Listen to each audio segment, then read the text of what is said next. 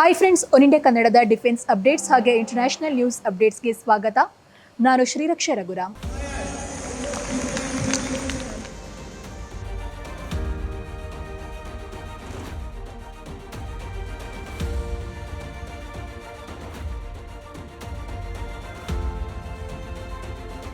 Hi friends, one India ಕನ್ನಡಗೆ ಸ್ವಾಗತ. ನಾನು ಶ್ರೀರಕ್ಷಾ ರಘುರಾಮ್. ಸ್ನೇಹಿತರೆ, ಭಾರತ ರಕ್ಷಣಾ ಕ್ಷೇತ್ರದಲ್ಲಿ ಬಹಳಷ್ಟು ಕೆಲಸವನ್ನು ಮಾಡ್ತಾ ಇದೆ ಅಂತಲೇ ಹೇಳಬಹುದು. ಬೇರೆ ದೇಶಗಳಲ್ಲಿರುವಂತಹ ತಂತ್ರಜ್ಞಾನ ಹಾಗೆ ಬೇರೆ ದೇಶಗಳಲ್ಲಿರುವಂತಹ ಆಯುಧಗಳನ್ನಾಗಿರಬಹುದು, ಇದೆಲ್ಲವೂ ಕೂಡ ನಮ್ಮ ದೇಶದಲ್ಲೂ ಕೂಡ ಇರಬೇಕು. ನಮ್ಮ ದೇಶದಲ್ಲೂ ಕೂಡ ಬೇರೆ ದೇಶಗಳಷ್ಟೇ ಪವರ್ಫುಲ್ ಆದ ಮಿಸೈಲ್ಗಳಿರಬೇಕು, ಫೈಟರ್ ಜೆಟ್ಗಳು ಇರಬೇಕು, ಡ್ರೋನ್ಗಳು ಇರಬೇಕು, ಬಾಂಬ್ಗಳು ಇರಬೇಕು ಅಂತ ಹೇಳಿ ಪ್ರಯತ್ನವನ್ನು ಪಡ್ತಾ ಇದೆ. ಇನ್ನು ಭಾರತ ಸ್ವದೇಶಿಯಾಗಿ ಆಯುಧಗಳನ್ನ ತಯಾರಿಸುವತ್ತ ಮೇಕ್ ಇನ್ ಇಂಡಿಯಾ ಅಥವಾ ಆತ್ಮನಿರ್ಭರ್ ಭಾರತ್ ಈ ಒಂದು ಕಾನ್ಸೆಪ್ಟ್ ಅಡಿಯಲ್ಲಿ ನಮ್ಮ ದೇಶದಲ್ಲಿಯೇ ಹಲವಾರು ಆಯುಧಗಳನ್ನು ತಯಾರಿಸುವಂತಹ ಒಂದು ಪ್ರಯತ್ನವನ್ನ ಮಾಡ್ತಾ ಇದೆ ಅಂತಾನೆ ಹೇಳಬಹುದು. ಇದೀಗ ಆ ನಿಟ್ಟಿನಲ್ಲಿ ಭಾರತ ಹೊಸ ಲೇಸರ್ ಶಸ್ತ್ರಾಸ್ತ್ರದ ಪರೀಕ್ಷೆಯನ್ನು ನಡೆಸಿದ್ದು ಇದು ಯಶಸ್ವಿಯಾಗಿದೆ. ರಕ್ಷಣಾ ಕ್ಷೇತ್ರದಲ್ಲಿ ಭಾರತ ಒಂದು ದೊಡ್ಡ ಹೆಜ್ಜೆಯನ್ನು ಇಟ್ಟಿದೆ ಅಂತ ಹೇಳಬಹುದು. ಇದರಿಂದ ನೆರೆಯ ದೇಶಗಳಿಗೆ ಅಂದರೆ ಚೀನಾ, ಪಾಕಿಸ್ತಾನ ಇವೆಲ್ಲ ದೇಶಗಳಿಗೆ ಭಾರತದ ಮೇಲೆ ಒಂದು ರೀತಿಯಲ್ಲಿ ಭಯ ಉಂಟಾಗುವಂತಹ ಒಂದು ಎಲ್ಲ ಸಾಧ್ಯತೆಗಳು ಕೂಡ ಕಾಣಿಸ್ತಾ ಇದೆ. ಅಷ್ಟಕ್ಕೂ ಕೂಡ ಈ ಲೇಸರ್ ಶಸ್ತ್ರಾಸ್ತ್ರದ ಪರೀಕ್ಷೆ ಹೇಗಾಯಿತು, ಜೊತೆಗೆ ಈ ಲೇಸರ್ ಶಸ್ತ್ರಾಸ್ತ್ರದ ವಿಶೇಷತೆ ಏನು ನೋಡೋಣ. ಸ್ನೇಹಿತರೆ, ಭಾರತ ತನ್ನ ಮೊಟ್ಟ ಮೊದಲ ಅತ್ಯಂತ ಹೆಚ್ಚಿನ ಶಕ್ತಿಯ ಉನ್ನತ ಶಕ್ತಿಯ ಲೇಸರ್ ಆಧಾರಿತ ಶಸ್ತ್ರಾಸ್ತ್ರ ಲೇಸರ್ ವೆಪನ್ ಪರೀಕ್ಷೆಯಲ್ಲಿ ಯಶಸ್ಸನ್ನು ಕಂಡಿದೆ ಅಂತಲೇ ಹೇಳಬಹುದು. ಇದೀಗ ಯುನೈಟೆಡ್ ಸ್ಟೇಟ್ಸ್, ರಷ್ಯಾ ಮತ್ತು ಚೀನಾದಲ್ಲಿ ಇದ್ದಂತಹ ಈ ಲೇಸರ್ ಶಸ್ತ್ರಾಸ್ತ್ರ ಇದೀಗ ಭಾರತದಲ್ಲೂ ಕೂಡ ಸೇರಿದೆ. ಭಾರತದಲ್ಲೂ ಕೂಡ ಈ ಒಂದು ಶಸ್ತ್ರಾಸ್ತ್ರ ಸೇರ್ಪಡೆಯಾಗಿದೆ ಅಂತಲೇ ಹೇಳಬಹುದು. ಈ ಒಂದು ಹೊಸ ಸಾಧನೆ ಇದೆಯಲ್ವಾ ಭಾರತದ್ದು, ಇದು ವೈಮಾನಿಕ ಬೆದರಿಕೆಗಳ ವಿರುದ್ಧ ಒಂದು ಪ್ರತಿಕ್ರಿಯೆಯನ್ನು ಕೊಡಲಿಕ್ಕೆ ಹಾಗೆ ಅವರಿಗೆ ಟಫ್ ಕಾಂಪಿಟೇಷನ್ ಅನ್ನು ಕೊಡಲಿಕ್ಕೆ, ಅವರನ್ನು ಹಿಮ್ಮೆಟ್ಟಿಸಲಿಕ್ಕೆ ಈ ಒಂದು ತಂತ್ರಜ್ಞಾನ ಭಾರತದ ಮಟ್ಟಿಗೆ ಬಹಳಷ್ಟು ಮಹತ್ವವನ್ನು ಪಡ್ಕೊಂಡಿದೆ ಅಂತಲೇ ಹೇಳಬಹುದು. ಇನ್ನು ರಕ್ಷಣಾ ಸಂಶೋಧನೆ ಮತ್ತು ಅಭಿವೃದ್ಧಿ ಸಂಸ್ಥೆ DRDO ಅಭಿವೃದ್ಧಿಪಡಿಸಿದಂತಹ ಈ laser direct energy weapon MK2A ಅಂದರೆ ನಮ್ಮ ಭಾರತದ DRDO ಈ ಒಂದು ವೆಪನ್ ಅನ್ನು ತಯಾರಿಸಿರುವಂಥದ್ದು. ಇದನ್ನು ಆಂಧ್ರ ಪ್ರದೇಶದ ಕರ್ನೂಲಲ್ಲಿರುವಂತಹ ರಾಷ್ಟ್ರೀಯ ಮುಕ್ತ ವಾಯು ಶ್ರೇಣಿಯಲ್ಲಿ NOAR ಇಲ್ಲಿ ಪರೀಕ್ಷಿಸಲಾಗಿದೆ.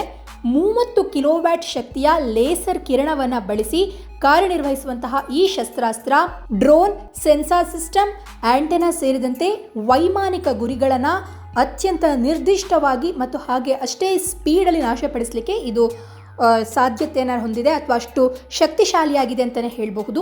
ಇನ್ನು DRDO ಅಧಿಕಾರಿಗಳ ಪ್ರಕಾರ ಈ ಶಸ್ತ್ರಾಸ್ತ್ರ ರೆಕ್ಕೆಗಳನ್ನು ಹೊಂದಿರುವಂತಹ ಡ್ರೋನ್ಗಳು, ಸ್ವಾಮ್ ಡ್ರೋನ್ಗಳು ಮತ್ತು ಇತರ ವೈಮಾನಿಕ ಗುರಿಗಳನ್ನು ಗುರುತಿಸಲಿಕ್ಕೆ ಹಾಗೆ ಸೆಲ್ಫ್ ಡಿಸಿಷನ್ ಅನ್ನು ತೆಗೆದುಕೊಂಡು ನಿರ್ಧಾರವನ್ನು ತೆಗೆದುಕೊಂಡು ನಾಶಪಡಿಸುವಲ್ಲಿ ಅಂದರೆ ಗುರಿಗಳನ್ನು, ಶತ್ರುಗಳನ್ನು ನಾಶಪಡಿಸುವಲ್ಲಿ ಇದು ಯಶಸ್ವಿಯಾಗಿದೆ.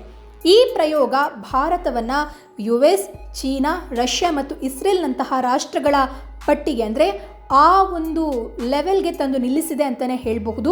ಇನ್ನು ಈ ದೇಶಗಳಲ್ಲಿ ಈಗಾಗಲೇ ಇಂತಹ ಲೇಸರ್ ಶಸ್ತ್ರಾಸ್ತ್ರ ತಂತ್ರಜ್ಞಾನಗಳು ಅಭಿವೃದ್ಧಿಯಲ್ಲಿ ಇದೆ ಅಥವಾ ಅಭಿವೃದ್ಧಿ ಆಗಿದೆ ಅಂತಲೇ ಹೇಳಬಹುದು ಬಹುತೇಕ. ಇನ್ನು DRDO ಅಧ್ಯಕ್ಷ ಡಾಕ್ಟರ್ ಸಮೀರ್ ವಿ ಕಾಮತ್ ಅವರು ಈ ಸಾಧನೆಯನ್ನ ಸ್ಟಾರ್ ವಾರ್ಸ್ ಜರ್ನಿಯ ಆರಂಭ ಅಂತ ಹೇಳಿದ್ದಾರೆ.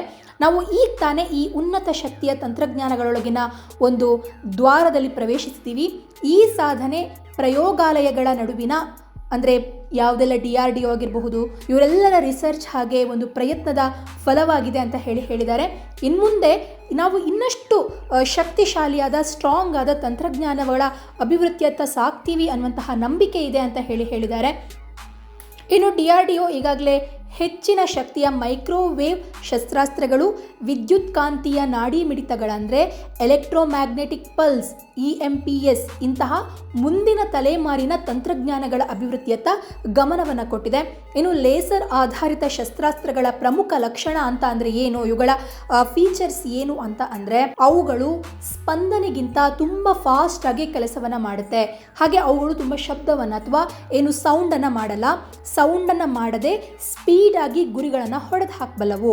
ಈ ತಂತ್ರಜ್ಞಾನ ಭವಿಷ್ಯದ ಅಂದರೆ ಮುಂದೆ ಫ್ಯೂಚರಲ್ಲಿ ಯುದ್ಧಗಳು ನಡೆಯೋದಾಗಿರಬಹುದು, ಸಂಘರ್ಷಗಳ ಒಂದು ಚಿತ್ರಣವನ್ನೇ ಬದಲಾಯಿಸಬಹುದಾದಂತಹ ಸಾಮರ್ಥ್ಯವನ್ನು ಹೊಂದಿದೆ. ಇನ್ನು ಯಾಕೆ ಭಾರತಕ್ಕೆ ಈ ಒಂದು ತಂತ್ರಜ್ಞಾನ ಬಹಳಷ್ಟು ತುಂಬ ಮುಖ್ಯ ಹಾಗೆ ತುಂಬ ಇಂಪಾರ್ಟೆನ್ಸನ್ನು ಪಡೆದುಕೊಳ್ಳುತ್ತೆ ಅಂತ ಅಂದರೆ, ಆಗಲೇ ಹೇಳಿದಂತೆ ಈ ರೀತಿಯ ತಂತ್ರಜ್ಞಾನ ಕೆಲವೇ ದೇಶಗಳಲ್ಲಿರುವಂಥದ್ದು.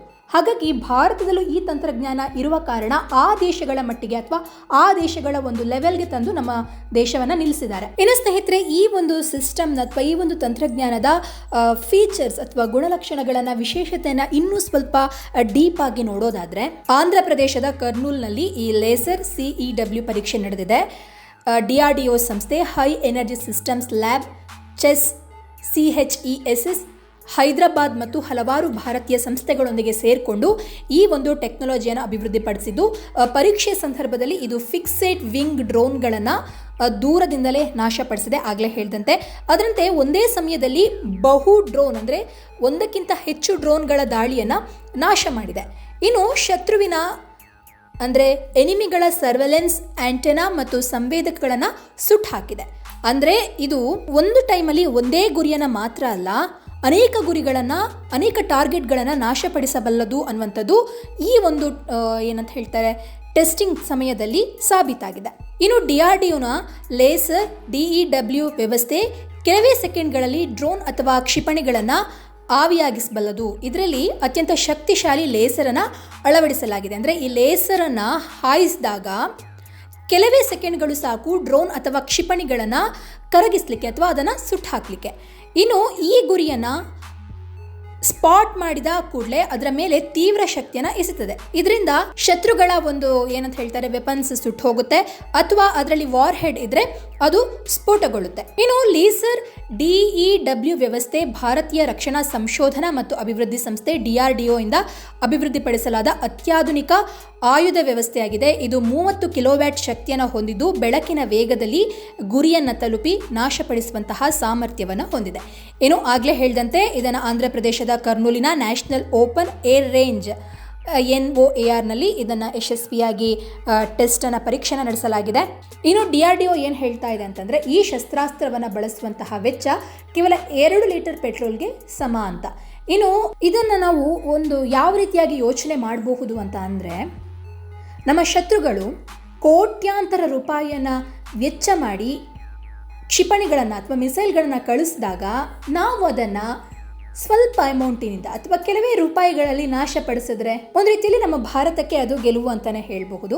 ಇನ್ನು ಪಾಕಿಸ್ತಾನ ಮತ್ತು ಚೀನಾದಂತಹ ನೆರೆಯ ರಾಷ್ಟ್ರಗಳಿಂದ ಭಾರತಕ್ಕೆ ಏನು ಈಗ ಡ್ರೋನ್ನ ಮೂಲಕ ತುಂಬ ಅಟ್ಯಾಕ್ ಮಾಡ್ತಾ ಇದ್ದಾರಲ್ವಾ, ಮದ್ದುಗುಂಡುಗಳನ್ನ ಕಳಿಸೋದಾಗಿರಬಹುದು ಅಥವಾ ಈ ಡ್ರಗ್ಸ್ ಆಗಿರಬಹುದು, ಮಾದಕ ವಸ್ತುಗಳನ್ನು ಕಳಿಸ್ತಾರಲ್ವಾ, ಈ ಒಂದು ಸಂದರ್ಭದಲ್ಲಿ ಈ ರೀತಿಯಾದಂತಹ ಟೆಕ್ನಾಲಜಿ, ಲೇಸರ್ ವೆಪನ್ ಟೆಕ್ನಾಲಜಿ ಒಂದು ರೀತಿಯಲ್ಲಿ ನಮ್ಮ ಭಾರತದಲ್ಲಿ ಸೃಷ್ಟಿಯಾಗಿರುವಂಥದ್ದು, ಹಾಗೆ ಪರೀಕ್ಷೆ ಗೆದ್ದಿರುವಂಥದ್ದು ಭಾರತಕ್ಕೆ ಬಹಳ ಈ ಒಂದು ಬೆದರಿಕೆಯನ್ನು ಸರಿ ಮಾಡಲಿಕ್ಕೆ ಹಾಗೆ ಪಾಕಿಸ್ತಾನ ಚೀನಾಕ್ಕೆ ಪಾಠವನ್ನು ಕಲಿಸಲಿಕ್ಕೆ ಭಾರತಕ್ಕೆ ಇದು ತುಂಬ ಮುಖ್ಯ ಆಗುತ್ತೆ. ಒಂದು ರೀತಿಯಲ್ಲಿ ಭಾರತದ ರಕ್ಷಣಾ ಕ್ಷೇತ್ರದಲ್ಲಿ ಈ ಲೇಸರ್ DEW ಒಂದು ಗೇಮ್ ಚೇಂಜರ್ ಆಗುವಂತಹ ಎಲ್ಲ ಲಕ್ಷಣಗಳು ಕಾಣಿಸ್ತಾ ಇದೆ. ಸ್ನೇಹಿತರೆ, ಈಗಾಗಲೇ ಏನಂತ ಹೇಳಿದ್ರೆ ಯುದ್ಧದ ಒಂದು ಏನು ಹೇಳ್ತಾರೆ ಟೆಕ್ನಿಕ್ ತುಂಬ ಚೇಂಜ್ ಆಗ್ತಾ ಇದೆ. ಅದು ರಷ್ಯಾ ಯುಕ್ರೇನ್ ಯುದ್ಧದ ಸಂದರ್ಭದಲ್ಲೂ ಕೂಡ ಆಗಿರಬಹುದು ಅಥವಾ ಇಸ್ರೇಲ್ ಯುದ್ಧವನ್ನು ಮಾಡ್ತಾರೆ ಆ ಸಂದರ್ಭದಲ್ಲೂ ಕೂಡ ಆಗಿರಬಹುದು. ಏನಂತ ಹೇಳಿದ್ರೆ ಹಿಂದಿನ ಕಾನ್ಸೆಪ್ಟ್ ನಾವೆಲ್ಲ ಅಂದರೆ ಹಿಂದೆ ಏನು ಅಂದ್ಕೊಳ್ತಾ ಇದ್ರು, ಯುದ್ಧ ಅಂತ ಅಂದರೆ ಶತ್ರು ದೇಶದವನೊಬ್ಬ ಬರ್ತಾನೆ, ನಮ್ಮ ದೇಶದವರೊಬ್ಬರು ಹೋಗ್ತಾರೆ, ಅವರಿಬ್ಬರು ಯುದ್ಧ ಮಾಡ್ತಾರೆ, ಹೊಡೆದಾಡ್ಕೊಳ್ತಾರೆ ಅಂತ. ಆದರೆ ಇದು ಸಾಂಪ್ರದಾಯಿಕ ಒಂದು ಯುದ್ಧ ಅಂತಲೇ ಹೇಳಬಹುದು. ಆದರೆ ಆ ಮಾಡ್ಯೂಲ್ ಚೇಂಜ್ ಆಗಿದೆ. ತಂತ್ರಜ್ಞಾನದ ಮೂಲಕ ಇದೀಗ ದಾಳಿ ಮಾಡ್ತಾ ಇದ್ದಾರೆ. ಉದಾಹರಣೆಗೆ ಡೋನ್ ಸ್ವಾಮ್ ದಾಳಿಗಳು, ಸರ್ವೆಲೆನ್ಸ್ ಬಲೂನ್ಗಳು ಅಥವಾ ಕ್ಷಿಪಣಿಗಳು, ಇದೆಲ್ಲವನ್ನು ಕೂಡ ಬೇರೆ ಬೇರೆ ದೇಶಗಳು ಯುದ್ಧದ ಟೆಕ್ನಿಕ್ ಆಗಿ ಬಳಸ್ತಾ ಇದೆ. ಆ ಸಂದರ್ಭದಲ್ಲಿ ನಾವು ಮನುಷ್ಯರನ್ನು ಕಳಿಸಿ ಯುದ್ಧ ಮಾಡೋಕ್ಕೆ ಸಾಧ್ಯ ಇಲ್ಲ. ನಾವು ಕೂಡ ಅದೇ ರೀತಿಯಾಗಿ ಉತ್ತರವನ್ನು ಕೊಡಲೇಬೇಕು. ಆಗ ಮಾತ್ರ ನಾವು ಗೆಲ್ಲಲಿಕ್ಕೆ ಸಾಧ್ಯ. ಆ ಒಂದು ನಿಟ್ಟಿನಲ್ಲಿ ಈ ಲೇಸರ್ ತಂತ್ರಜ್ಞಾನ ಭಾರತಕ್ಕೆ ತುಂಬ ಉಪಕಾರಿಯಾಗಿದೆ.